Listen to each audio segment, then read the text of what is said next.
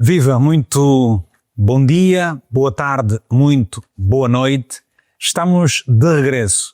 É uma presença mensal do podcast Conceito Económico, o podcast de Carlos Panzo, sempre moderado pelo Vítor Hugo Mendes. A técnica é do Orlando, uma gratidão aos estúdios Che Agora Aguenta aqui em Portugal. Estou, como sempre, uma vez mais com o professor Carlos Panzo e hoje temos mais um tema para descodificarmos a mensagem, porque o podcast Conceito Económico resulta da publicação de um artigo que o professor Carlos Panzo faz mensalmente no semanário angolano Novo Jornal.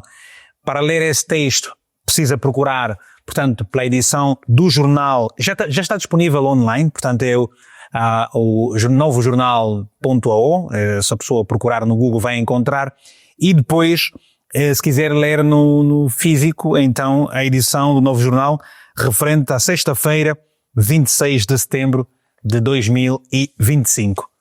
O tema, como sempre, muito sugestivo, Ray Lear e o Kwanza, vaidade, erros e a ruína de uma moeda. Carlos Panzo, saudações. Obrigado mais uma vez por estar aqui mais para discutirmos mais um tema aqui no nosso Conceito Económico. Há uma internauta portuguesa que acompanha sempre os podcasts, questionou-me a razão de ser dos temas, e quando ela leu que nós hoje falaríamos sobre Ray Lear e o Kwanza, a vaidade, erros e a ruína de uma moeda, ela procurou saber, eu tenho que ler novamente a peça de Shakespeare. E a pergunta vai exatamente para aí. É uma metáfora inspiradora.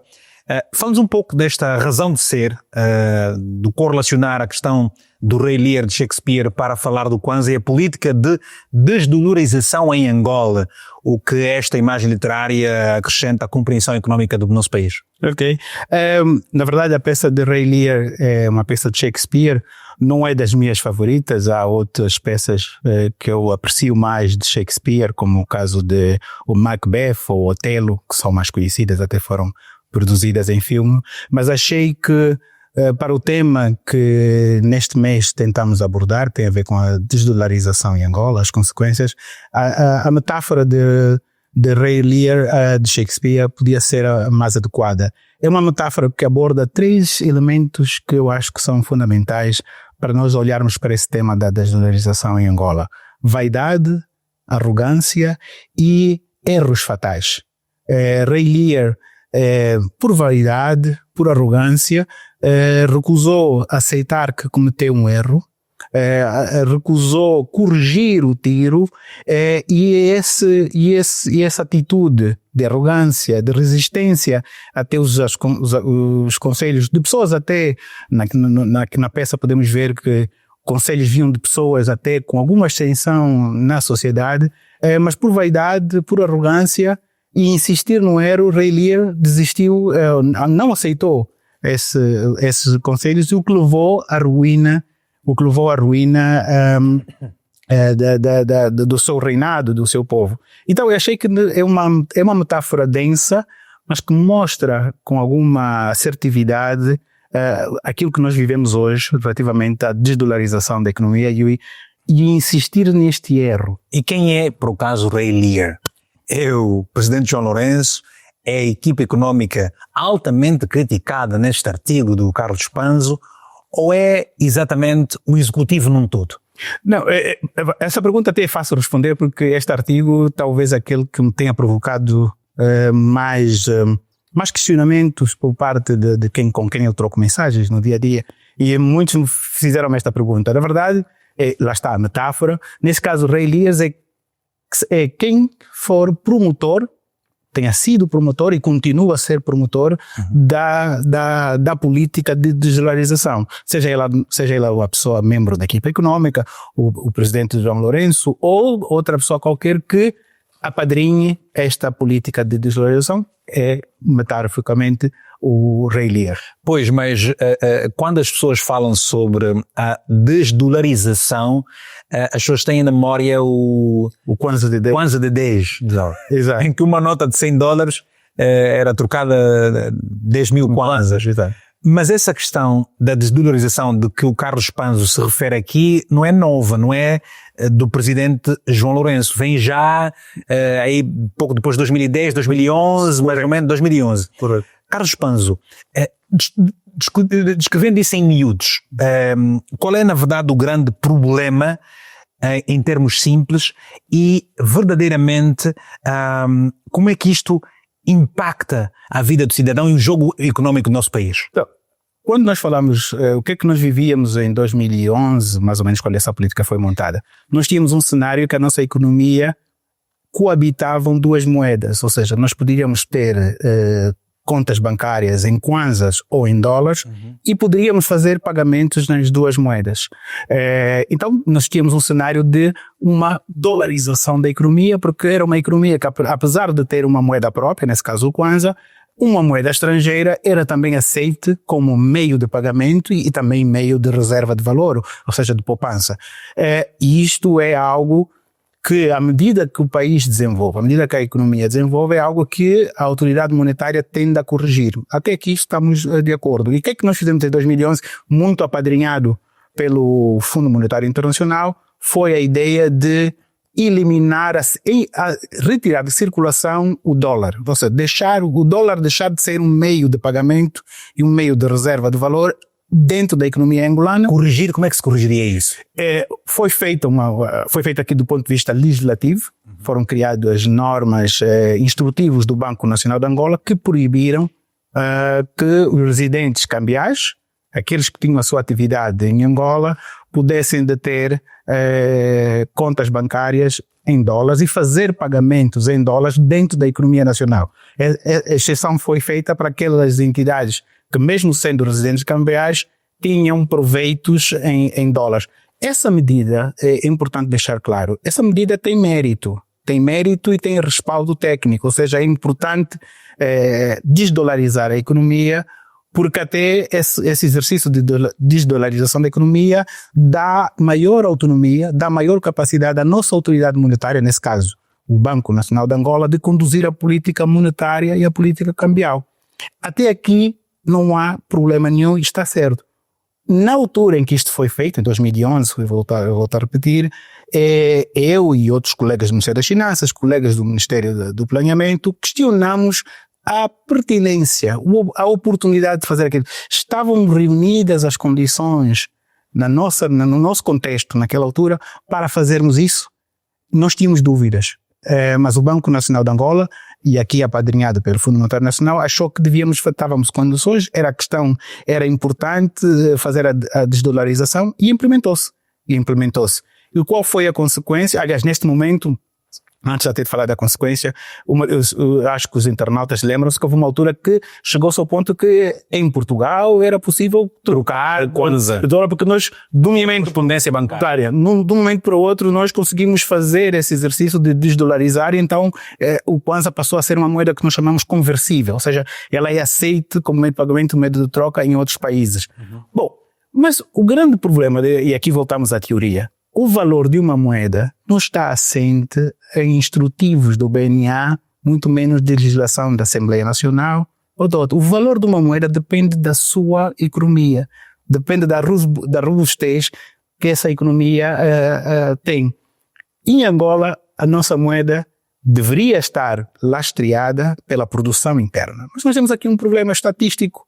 A nossa produção interna, a grande parte da nossa produção interna funciona no modelo de enclave, que é o petróleo. Ou seja, os efeitos, os benefícios práticos do petróleo não têm ligação direta com a economia real.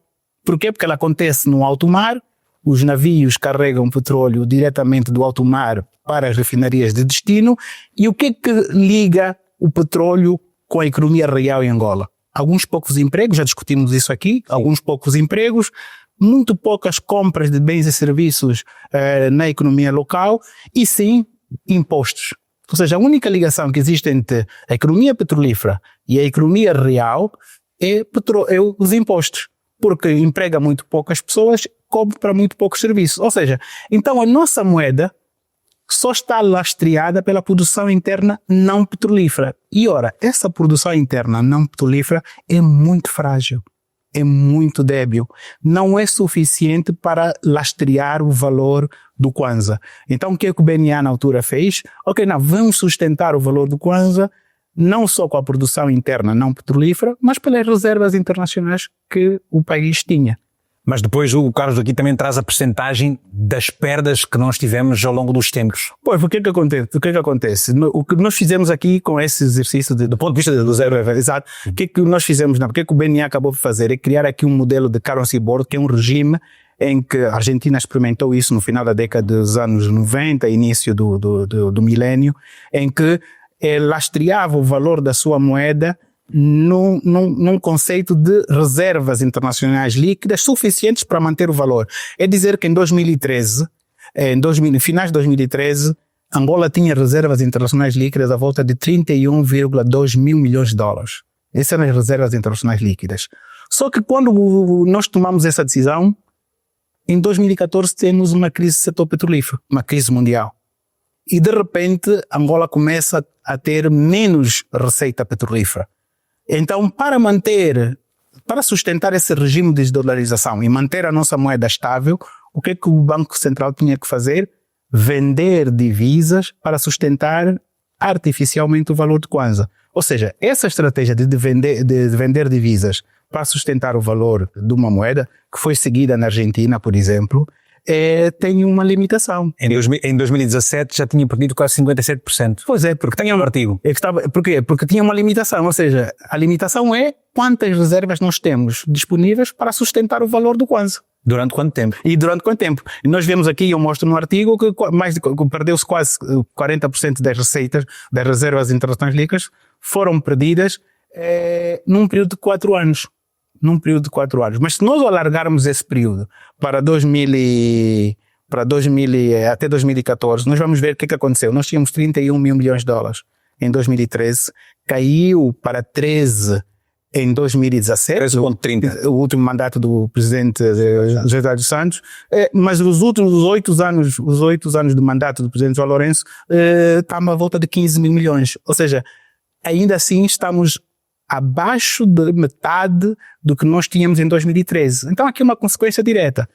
Desdolarização, perda de reservas. Perdemos mais do que metade das reservas internacionais. E a pergunta é, mas e o que é que nós ganhamos?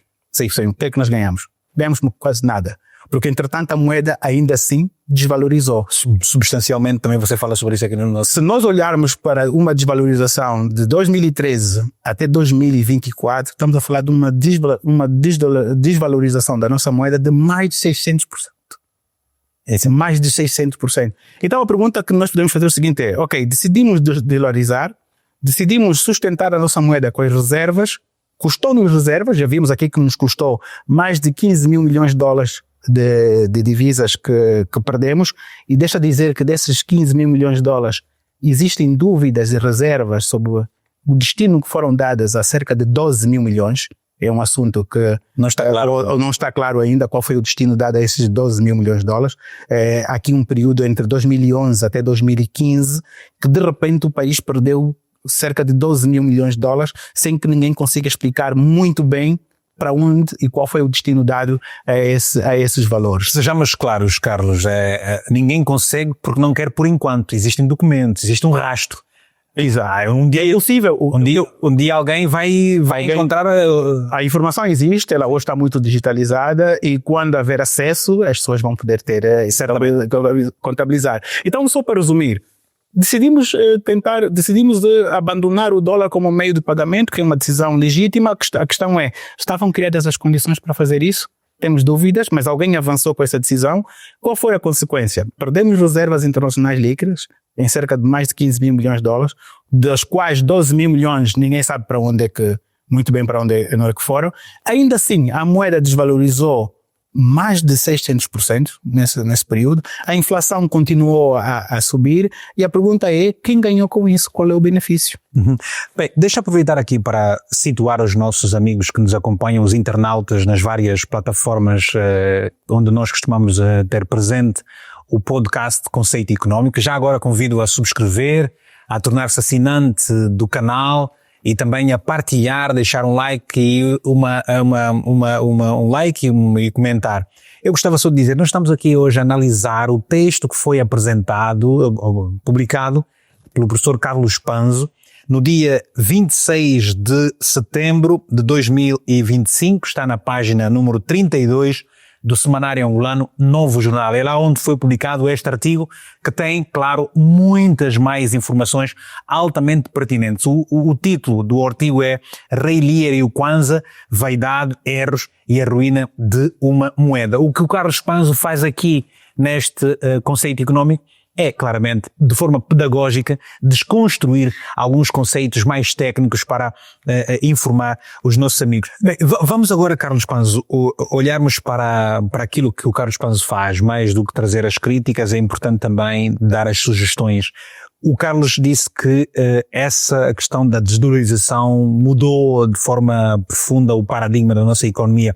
Eu, indo aqui ao artigo, nos últimos parágrafos, há uma parte que eu gostava que o Carlos pudesse dar aqui uma pequena explicação, que é a seguinte: qual é, afinal, o denominador comum entre a implementação da desdolarização avaliada pelo presidente José Eduardo Santos e a condução político-económica do presidente João Lourenço?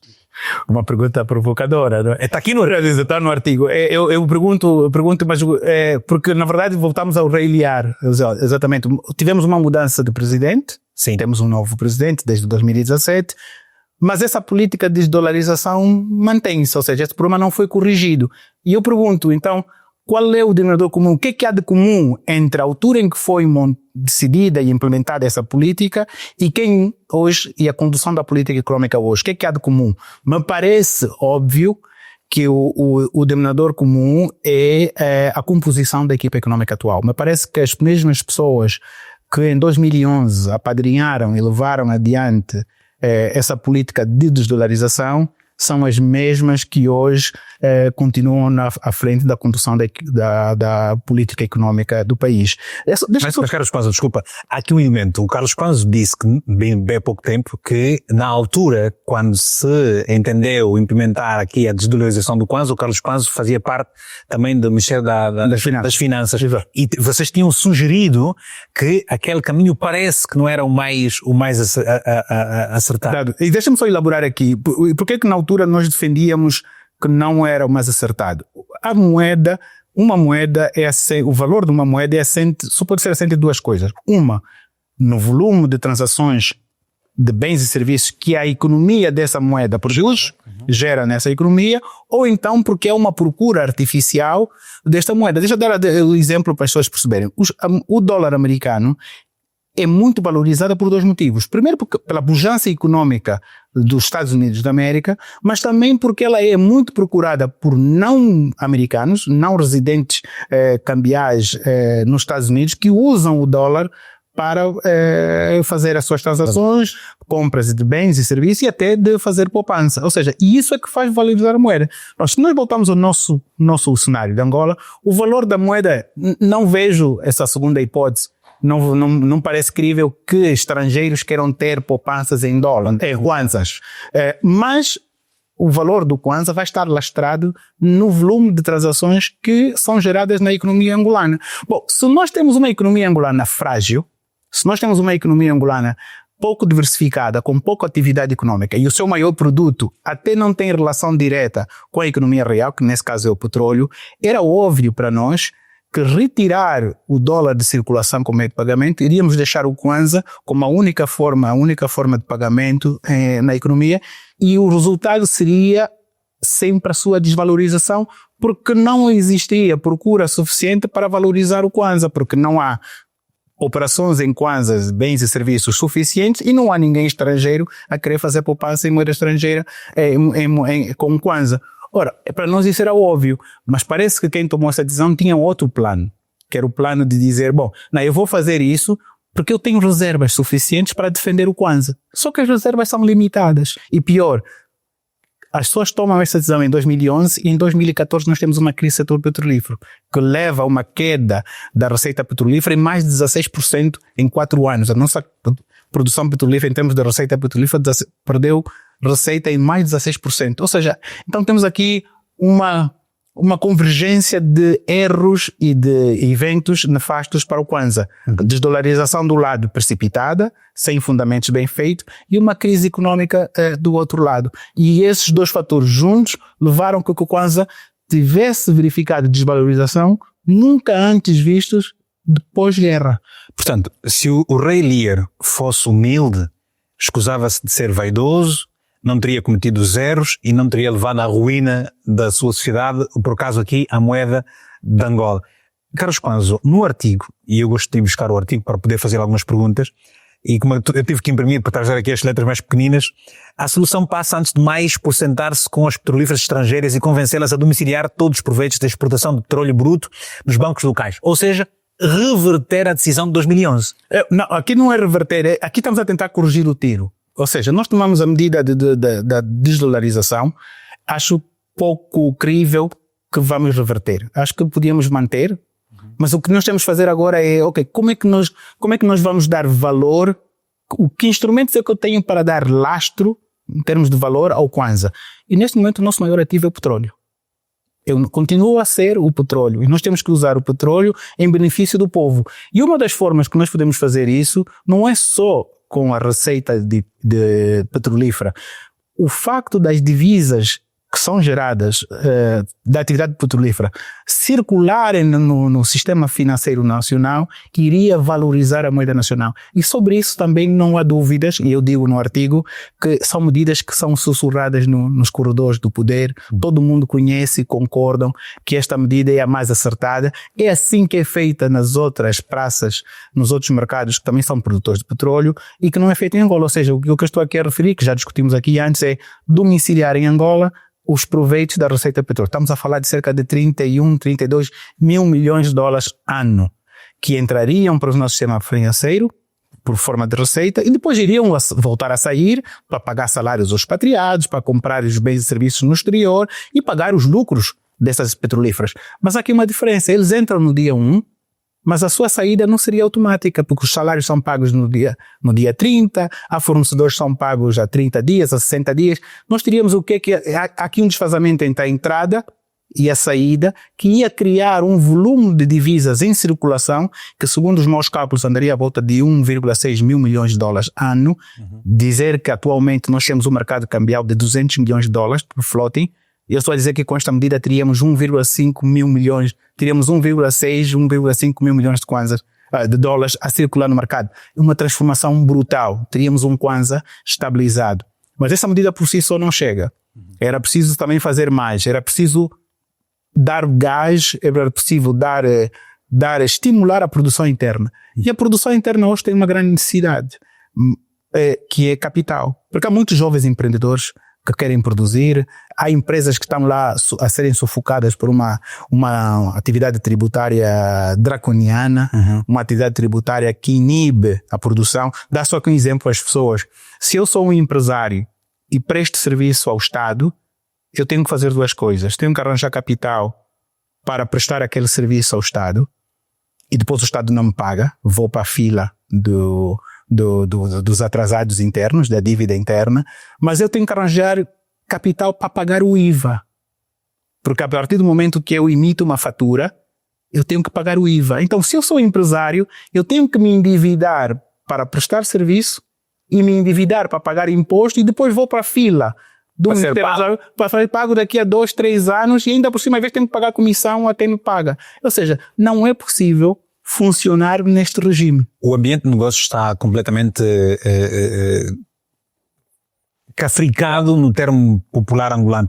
Carlos Kwanza, o Carlos nas anteriores edições do Conceito Económico falou de que Angola estava quase que claramente em falência técnica, e esta sua posição já vai sendo corroborada por parte de muita gente, que eu estive a ler aqui também alguns artigos que foram publicados nos últimos dias. Ora, o Carlos traz aqui um ponto no artigo, e foi até destaque: é necessário criar espaço para que os bancos encarem a concessão de crédito à economia não como um favor, mas como o seu principal modelo de negócio, e para tal o Tesouro não pode concorrer com as empresas por recursos financeiros junto do sistema financeiro.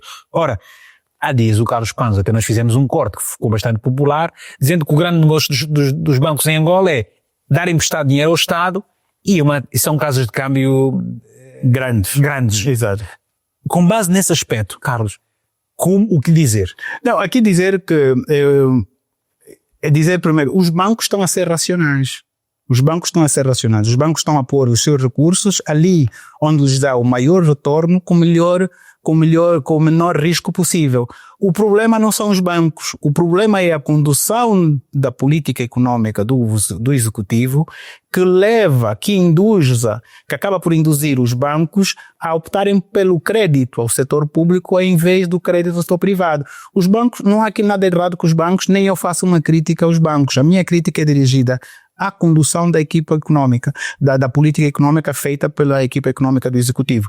O Estado tem que deixar de se endividar tanto. E voltou a se endividar agora novamente. Porque eu já com a Coreia de que nós temos que perceber que o seguinte, nós neste momento temos as finanças públicas falidas. E o que nós estamos a fazer é empurrar com a barriga um problema. Estamos a tornar o problema cada vez maior. Me parece que nós só saberemos a dimensão deste problema quando uma nova equipa econômica, talvez neste meu mandato ou num outro mandato, decidir então pegar o problema a sério e fazer uma coisa tenho a certeza. A nossa situação é de uma situação de falência técnica. O que nós estamos a fazer é empurrar com a barriga. Até quando podemos empurrar com a barriga? Até os bancos locais permitirem. Porque há de chegar um dia que até a banca local vai decidir não nos emprestar mais valor. E aí sim, para esta crise. No meio de todos esses quês e porquês, Carlos, relativamente à desdolarização e toda uma situação porque passa o país relativamente ao jogo económico, se tivesse que escolher um caminho, do ponto de vista de prioridade, qual seria? Não, a prioridade absoluta neste momento, uma vez que eu acho que não é possível reverter a desdolarização, a prioridade passaria e pela domiciliação das receitas do setor petrolífero na banca local. Essa seria a medida imediata, aquela que produziria efeitos práticos rápidos e estabilizava o Kwanza. Estabilizava o Kwanza de um lado e também iria reduzir substancialmente a inflação. Porque com o Kwanza estável, a inflação também reduz substancialmente, porque uma componente importante da nossa inflação é importada. E tem a ver com os preços de importação. Então, se nós avançássemos com a domiciliação das receitas do setor petrolífero, essa medida traria estabilidade cambial de imediato e em muito curto prazo traria uma desaceleração da inflação. Estimulava a produção nacional? E esses dois elementos estimulam a produção nacional. Porque um dos grandes estrangulamentos, para além quais são os grandes fatores de estrangulamento da produção interna local hoje? Eu identificaria 4. O que as empresas mais reclamam hoje? Política cambial, que é um fator de estrangulamento, que as importações são mais caras. A inflação, ninguém consegue produzir com uma inflação de 23%, 24%. Enquanto é que o banco vai me emprestar para eu rentabilizar o capital, pagar os juros e ainda tirar lucro da minha atividade econômica? Se eu tenho que pagar 23% ou 24% de taxa de juro. E aqui é só fazer uma nota. Muita gente diz que não, Carlos, tu criticas muito a estabilidade macroeconômica, mas esqueces que muitos países como o Brasil ou a Venezuela hoje, o Brasil no passado, a Venezuela hoje, tiveram situações de hiperinflação, mas a sua economia funcionou. Deixa eu dizer aqui qual é a grande diferença. É que o Brasil no passado ou a Venezuela hoje, antes das crises que elas viveram, já tinha um tecido empresarial forte. Já existia.